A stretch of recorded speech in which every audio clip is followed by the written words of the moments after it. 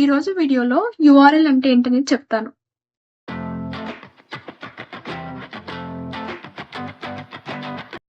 URL అంటే uniform resource locator అని అర్థం.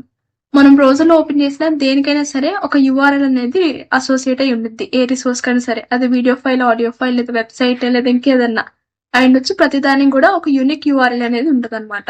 ఆ యూఆర్ఎల్ ఫార్మాట్ చూడటానికి ఎలా ఉంటుంది, సంథింగ్ లైక్ హెచ్టిటిపిఎస్ అని చెప్పి, అలాగే డొమైన్ నేమ్, ఆ తర్వాత పాత్, క్వైరీ పారామీటర్స్ అనేవి ఉంటాయి అనమాట.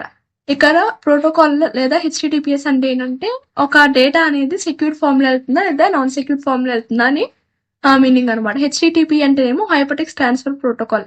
ఇక్కడ డేటా అనేది డైరెక్ట్ అంటే ఒక టెక్స్ట్ ఫార్మెట్ లో వెళ్ళిపోతుందని ఆ వెబ్సైట్ నుంచి. హెచ్టిటిపిఎస్ అంటే సెక్యూర్ ఫార్మెట్ లో వెళ్తుందని. ఏదైనా ఒక వెబ్సైట్ కనుక హెచ్టిటిపి అని ఉందనుకో, సో ఆ వెబ్సైట్ అని మన బ్రౌజర్ అనేవి ఒక నాన్ సెక్యూర్ ఫామ్ లో కమ్యూనికేట్ అవుతుంది అని. అంటే డేటా అనేది టెక్స్ట్ ఫార్మెట్ లో వెళ్తుంది కాబట్టి మనం అందులో సెన్సిటివ్ డేటా ఇవ్వకూడదు. For example user name, passwords లాంటివి ఇవ్వకూడదు అనమాట. అదే హెచ్టిటిపిఎస్ ఫార్మెట్ లో ఉంటే కనుక మనం అందులో మనం సెన్సిటివ్ డేటా ఇవ్వచ్చు ఆ వెబ్సైట్ ని బేస్ చేసుకుని. అంటే అది ఎలాంటి వెబ్సైట్ అనే దాన్ని బేస్ చేసుకుని మనం డేటా ఇవ్వచ్చు అనమాట. సో హెచ్టిటిపిఎస్ అనేది ఇప్పుడు జనరల్ గా మాక్సిమం వెబ్సైట్స్ కి హెచ్టిటిపిఎస్ అనేది ఉంటుంది. And next www.amazon.in. ఇక్కడ చూస్తే www. అనేది సబ్ డొమైన్ అనమాట. అలాగే అమెజాన్ అనేది డొమైన్ నేమ్, అండ్ .in అనేది ఏమో top level domain. And next ఈ ప్రొడక్ట్స్, వాచెస్ అనేవి ఏంటంటే ఇవి పాత్ అనమాట. అంటే ఈ పర్టికులర్ సైట్ కి వెళ్ళాక అందులో ఎక్కడికి వెళ్ళాలి అనే విషయాన్ని పాత్ చెప్పింది. అదతో క్వైరీ పారామీటర్స్ అంటే వాచెస్ లో type, digital type watches and rating more than 4 ఉన్నవి ఇవి అని చెప్పి, అంటే ఇవి క్వైరీ పారామీటర్స్ అనమాట. అంటే స్పెసిఫికేషన్స్ లాగా అనుకోవచ్చు. సో ఇలాగ ఒక యూఆర్ఎల్ అనేది బేసిక్ గా ఇలా ఉంటుంది. అండ్ మాక్సిమం యూఆర్ఎల్స్ అనేవి ఇలాగే ఉంటుంది.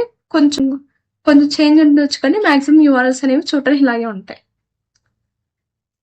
ఓకే, యూఆర్ఎల్స్ అనేవి ఎలా వర్క్ అయితే అనేది తెలుసుకుందాము.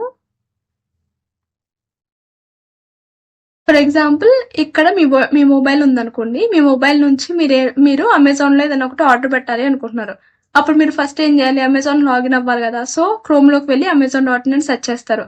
అప్పుడు మీ బ్రౌజర్ నుంచి ఆ రిక్వెస్ట్ ఏంటంటే మీ రౌటర్ దగ్గరికి వెళ్ళిద్ది అనమాట. అంటే మీ ఇంటర్నెట్ కనెక్షన్ రౌటర్ ఉంటుంది కదా. సో మీరు వైఫై కనెక్ట్ అయి ఉంటే ఆ పర్టికులర్ రౌటర్ కి వెళ్ళిద్ది అనమాట.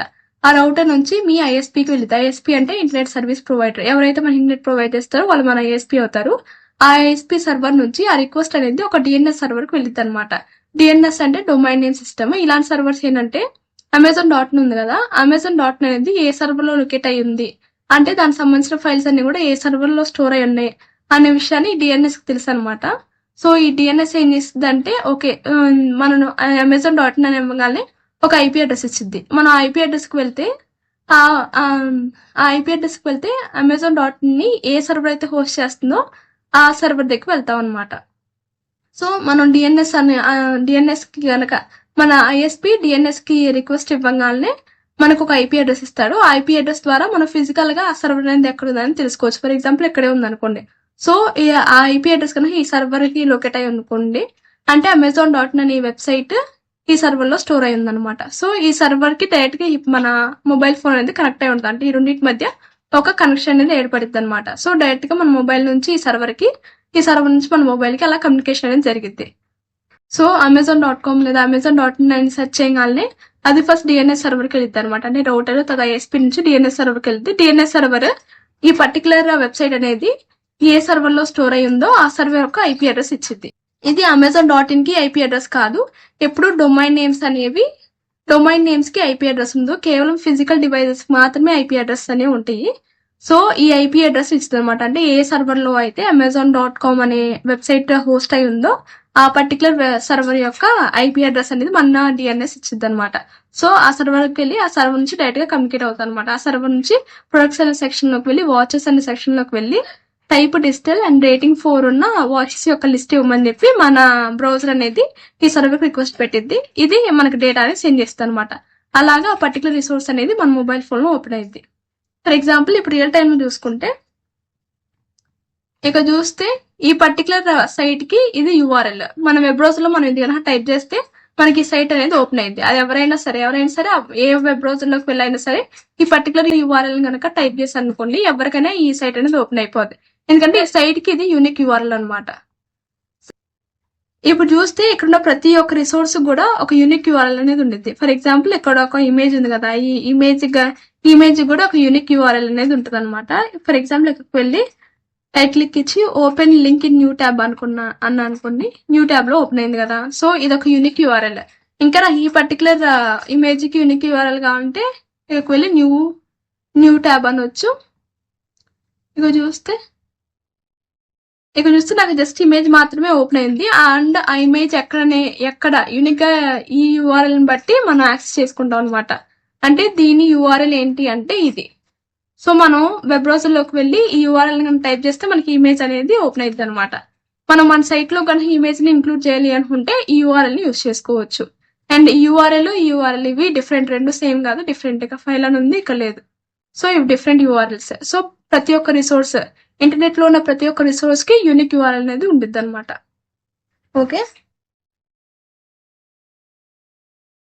నెక్స్ట్ చాలా మందికి యూఆర్ఎల్, యూఆర్ఎన్ అండ్ యూఆర్ఐ కి మధ్య డిఫరెన్స్ ఐడెంటిఫై చేయడం చాలా కష్టంగా ఉండిద్ది. వీటి ఐడెంటిఫికేషన్ ఇప్పుడు అర్థం చేసుకుందాము. యూఆర్ఐ అంటే యూనిఫామ్ రిసోర్స్ ఐడెంటిఫైర్ అనమాట. అంటే ఒక పర్టికులర్ థింగ్ ని మనం ఎలాగ ఐడెంటిఫై చేస్తాం అనేది బేసిక్ గా 2 types గా డివైడ్ అయింది అనమాట. ఫస్ట్ యూనిఫామ్ రిసోర్స్ లొకేటర్ అంటే ఒక పర్టికులర్ థింగ్ ఫిజికల్ గా ఎక్కడుంది, ఏ సర్వర్ లో ఉంది అనేది యూఆర్ఎల్ ద్వారా మనం కనుక్కోవచ్చు. మనం అంతే కదా, ఫిజికల్ గా ఎక్కడుంది అనే విషయం ఫస్ట్ డొమైన్ ద్వారా తెలుసుకున్నాము. ఆ తర్వాత ఆ పర్టికులర్ సర్వర్ లో ఏ ఫోల్డర్ లో ఎక్కడుంది అనే విషయాన్ని ఈ పాత్ క్వైరీ పారామీటర్స్ ద్వారా తెలుసుకున్నాం. ఇదంతా కలిపితే ఇదంతా ఒక యూఆర్ఎల్ అంట. నెక్స్ట్ యూఆర్ఎన్ ద్వారా అంటే యూనిఫామ్ రిసోర్స్ నేమ్ ద్వారా మనం ఒక పర్టికులర్ రిసోర్స్ ని యూనిక్ గా ఐడెంటిఫై చేయొచ్చు అనమాట. ఇది జనరల్ గా మన ఇంటర్నెట్ లో అంత యూజ్ చేయము. ఈ యూఆర్ఎల్ అనేది ఎక్కువ యూజ్ చేస్తాము, కానీ కొన్ని నాట్లో ఈ యూఆర్ఎల్ అనేది అర్థం చేసుకోవడం ఇంపార్టెంట్ అనమాట. సో ఇప్పుడు అది అర్థం చేసుకుందాం మనం. యూఆర్ఎన్ యూనిఫామ్ రిసోర్స్ నేమ్ అంటే ఫర్ ఎగ్జాంపుల్ మీరు తీసుకోండి, ప్రతి బుక్స్ ఉంటాయి కదా, బుక్స్ కి ఇంటర్నేషనల్ స్టాండర్డ్ బుక్ నెంబర్ అనేది ఉంటుంది అనమాట. మీరు బ్యాక్ సైడ్ చూస్తే ఒక ఇలాగ బార్ కోడ్ అనేది ఉంటుంది. అండ్ ఆ బార్ కోడ్ పైన ఒక నెంబర్ అనేది ఉంటుంది. ఈ నెంబర్ ఏ బుక్ కి ఆ బుక్ సపరేట్ గా ఉంటుంది అనమాట. సో ఒక బుక్ యొక్క ఐఎస్బిఎన్ ప్రకారం బేస్ చేసుకుని మన ఆ బుక్ ని డిఫరెంట్ సైట్స్ లో సెర్చ్ చేయొచ్చు. మనం ఈ బుక్ నేమ్ బట్టి సెర్చ్ చేయొచ్చు, లేదా ఈ ఐఎస్బిఎన్ అనే నెంబర్ ద్వారా కూడా సెర్చ్ చేసేయచ్చు. ఈ ఐఎస్బిఎన్ అనే నెంబర్ ని మనం యూఆర్ఎన్ అంటాము. అంటే ఇది లొకేషన్ బట్టి మనం కనుక్కోవట్లేదు, ఇది ఒక యూనిక్ నెంబర్ అనమాట.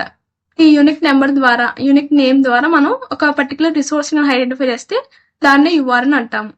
ఫర్ ఎగ్జాంపుల్ ఇప్పుడు చూడండి, నేను చాట్ జీపీటీని వింగ్స్ ఆఫ్ ఫైర్ యొక్క యూఎస్బిఎన్ నెంబర్ అడిగాను. సో ఇది చెప్పింది. సో ఈ నెంబర్ ని వెళ్ళి మనం రకరకాల సైట్స్ లో కనుక సెర్చ్ చేసాం అనుకోండి, చూడండి ఫస్ట్ క్రోమ్ లో కనుక సెర్చ్ చేస్తే ఇలా వచ్చింది. క్రోమ్ లో వింగ్స్ ఆఫ్ ఫైర్ అని చెప్పి వచ్చింది మన రిజల్ట్ లో. సేమ్ అలాగే నేను అమెజాన్ లో వెళ్ళి సెర్చ్ చేశాను, అమెజాన్ లో కూడా నాకు వింగ్స్ ఆఫ్ ఫైర్ అనేది రిజల్ట్ లో వచ్చింది. సేమ్ అలాగే వేరే ఆన్లైన్ స్టోర్ లో కూడా సెర్చ్ చేశాను, దానికి వింగ్స్ ఆఫ్ ఫైర్ అని వచ్చింది. చూసారా, ఒక ఐఎస్బిఎన్ నెంబర్ ద్వారా మనం ఒక బుక్ ని యూనిక్ గా ఐడెంటిఫై చేసాం అనమాట. అంటే దాన్ని ఎలాంటి సైట్ లో అయినా సరే ఆ పర్టికులర్ రిసోర్స్ ని మనం యూనిక్ గా ఐడెంటిఫై చేయొచ్చు. ఇవి అన్నిటికీ ఉండదు, కేవలం కొన్నిటికే ఉంటుంది. అఫీషియల్ థింగ్స్ ఉంటే ఫర్ ఎగ్జాంపుల్ బుక్స్ కానీ, లేదా అఫీషియల్ వీడియోస్ లేదా ఆడియోస్ కి ఉంటుంది అనమాట ఈ యూనిక్ నేమింగ్ అనేది. సో ఐఎస్బిఎన్ అనేది ప్రతి రిసోర్స్ కి ఉండదు, కేవలం ఇంటర్నేషనల్ స్టాండర్డ్స్ ఉన్న రిసోర్సెస్ కి మాత్రమే ఉండేది. అండ్ యూఆర్ఎల్ అనేది ఇంటర్నెట్ లో పార్ట్ అయిన ప్రతి ఒక్క రిసోర్స్ కి ఉండేది. సో అది యూఆర్ఎల్ అండ్ యూఆర్ఎన్ అంటే డిఫరెన్స్. అండ్ యూఆర్ఐ అంటే లేదు, యూనిక్ గా ఐడెంటిఫై చేయడాన్ని యూఆర్ఐ అంటారు. అది బేసిక్ గా 2 types గా డివైడ్ అయి ఉందన్నమాట. అంటే ఇదేమి ఒక కాన్సెప్ట్ ఏం కాదు, జస్ట్ ఇది 2 types గా డివైడ్ అయింది అని చెప్పడానికి ఇది ఒక బ్రాడ్ టర్మ్ అంతే రెండింటికి. సో మీకు ఈ రోజు యూఆర్ఎల్ అంటే ఏంటో అర్థమైంది అనుకుంటున్నాను. Thank you.